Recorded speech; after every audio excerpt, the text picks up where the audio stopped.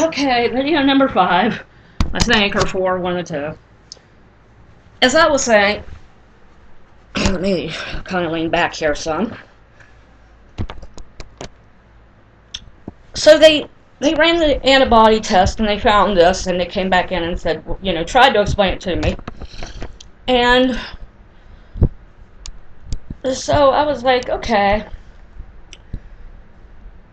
I said, how long do I have to live? And they said, well, depends on how fast and what you end up with, because they wasn't sure what organs would be affected. Apparently the heart and lungs were, because I had pulmonary hypertension.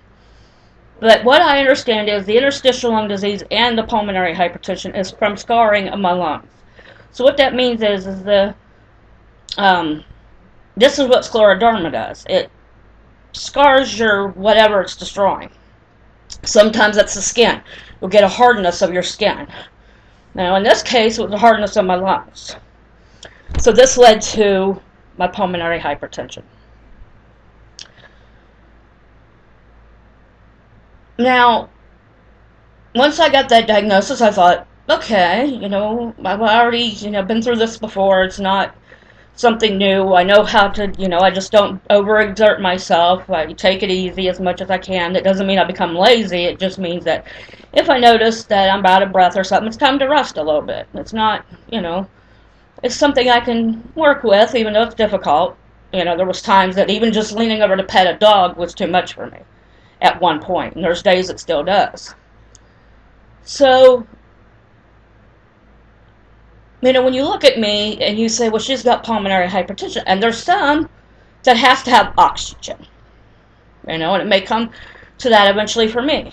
Right now, I'm able to kind of, I need to be put on some sort of medicine. Right now, I haven't been able to see Dr. Odish yet, which is who I'm wanting to see for this, because I've heard he's the best. So, I'm not on any medicine yet. So some people mistakenly assume, well, she's obviously not that bad then. And that's the wrong thing to assume, because there's days I'm good and there's days I'm bad. And this has been, I found out this was normal in pulmonary hypertension. There's days you can run a marathon and there's days you can't walk even 2 steps. So it's different for everybody. So people look at me and, oh, well, you look fine. Well, you didn't see me 5 minutes ago when I was turning white because I couldn't breathe, And so pulmonary hypertension was a roller coaster, but okay, I could deal with it. I had support thanks to PHA Association. That's what it means, PH Association, but I was able to deal with it. And then I started getting pain I went to bed, and I was fine, and I woke up with pain shooting down my left arm. Well, it started in my shoulder, and the pain went to about here, and then it caused my first 2 fingers to become numb. And I went to the hospital in excruciating pain, and I went to one hospital, and I won't even get into that, but then I went to one of my favorite hospitals, California Medical Health Center, and they said, this is what we believe it is, which is neuropathy, which made sense. I was in agonizing pain, my fingers were numb. Apparently, it was something to do with my nerves,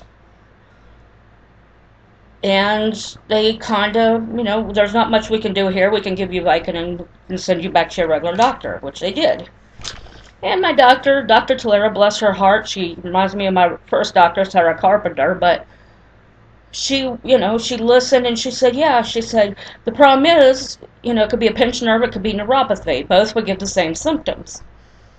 Okay, so now I have neuropathy. I'm in agonizing pain. I'm waking up in my sleep crying out. My husband's getting frustrated with me.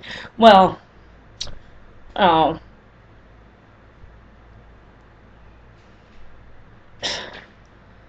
So he's getting frustrated because I'm waking up in the middle of the night and he doesn't know what to do to help me. And so here I am in agonizing pain, and all they can do is give me Vicodin or Motrin or Tylenol. Okay, so my doctor says, well, we have Neurontin. She started me out on Neurontin, and then she said, well, let's do Tramadol too. in case, one's for the one nerve, the one pain, and the other one's for the other pain. We'll cover them both. So I took those, and after about a month, they still wasn't really doing much. They helped some, maybe, but not enough. So then I said, I need something to sleep. I'm not sleeping at the time. Okay, so she added Elavil. And after I started taking Elavil, I started noticing some changes. I started saying, okay, yeah, this is, as long as I take those 3, maybe with a little bit of Motrin every so often, I'll be alright, But then I noticed there was days I couldn't walk, and I asked her for a cane.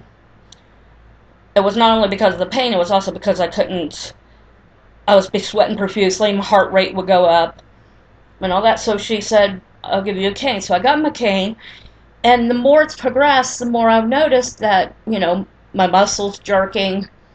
Now, my leg has always twitched to a certain point. My right leg would always, like, if I were falling off to sleep, sometimes it would jump in my sleep. But it was so rare. It wasn't an everyday thing. But I started noticing it almost on a nightly basis, and I thought, well, maybe it's some medicine. Maybe, because I've taken overdoses a lot before, and my legs did the same thing. My legs would jump, okay. So I went to my doctor, and I said, maybe it's one of the pills, and she gave me this serious look. And I'll never forget it. She said, you're going to have to see your rheumatologist sooner, and she left it at that. Now, I came home and I kind of put 2 and 2 together, and I started saying, okay. And I started looking up, okay, muscles jerking, what's causing that, And it came back to multiple sclerosis. And as I went along, the symptoms started matching more and more. I would have numbness going through the back of my legs. I would have electric currents, like electric was being shot throughout my body. I would have my feet jump, and then it moved to my arm, and then the more and more I went along, the more I was unable to walk. And I was at what's in, and then the doctor says, well, when I had a muscle relaxer, which I still haven't got back to her, I should probably still add that to my concoctions and medicines, but I started thinking about all this, and I said, you know what? I really don't want to become a pill popper. And I'm not putting anybody down who does take medicine that way, but I really didn't. I mean, I've heard people, I'm on like 20 different drugs, and I'm sitting there going, no, I can't do that. I don't want to be like that. I don't want to take 20 different drugs. And it was only with, and I hate to say this because people's going to say, well, see, there you go. When I got with the Occupy movement, and somebody offered me a joint, and I'm kind of like, at first I'm like, well, you know what, I really don't want to do this, I'm not, but then I thought, okay, well, let me give it a try, and I smoked it, and I'm still like, well, I don't see the big deal in this, nothing's happening to me, I'm not feeling the so-called high, I don't have the munchies, I'm not, none of this was happening.